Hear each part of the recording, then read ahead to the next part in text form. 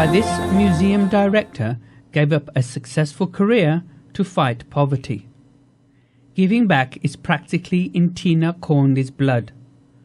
The former art world powerhouse says that she's been focused on caring for others since she was 5 years old.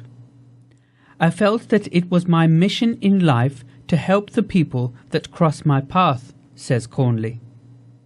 When you're a kid, it's as simple as helping an old lady across the street or finding an injured animal and nursing it back to health. Now 52, the Miami resident left behind a successful career in museum administration. She served as Director of Technology for the Guggenheim Museum in New York and Director of Operations at the Miami Museum of Art, to turn her lifelong devotion to giving back into her sole professional focus. Post 9/11, whilst working at the Guggenheim, Cornley felt headed for burnout. She packed her bags and returned home to Miami, eventually taking a job at the Miami Museum of Art and continuing to devote much of her free time to helping others. Cornley spent her weekends working for local charities and her vacation time doing non-profit work abroad. But a life-changing trip to a Mali orphanage in 2012 cemented her desire to devote her life to this kind of work.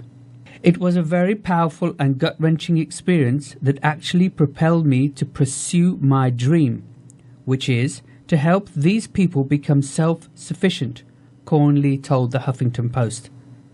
On my flight back, I said, I'm going to do this. After returning from Mali, Cornley went off on her own and created a non-profit organization called Bridging Humanity, built around her desire to break the chain of poverty.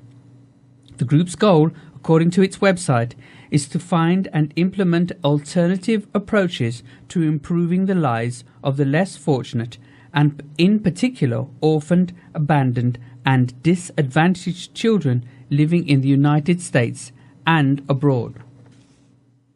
Since starting Bridging Humanity, Cornley has travelled around the world, from West Africa to Nepal to Haiti, on humanitarian missions. She's taught children science, English and art at a Nepalese monastery, and, back at home, she teaches teenagers about family planning and preventing unwanted pregnancies.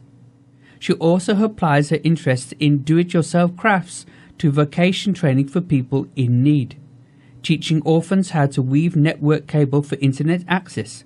Before you know it, you've got junior electricians, Cornley says, and instructing pregnant teens how to make fertility necklaces, a tool used to help women with awareness-based family planning. Education was high on the list, she also said. Respect, gratitude, and being driven. I was floored that these young women and abused girls had that insight and maturity, she says. I told them, follow your dreams. Dreams can come true. I am living proof. I'm living my dream, and my dream is to make the poor become self-sufficient. Miracles happen every day. Helen, Doron, English Radio Worldwide.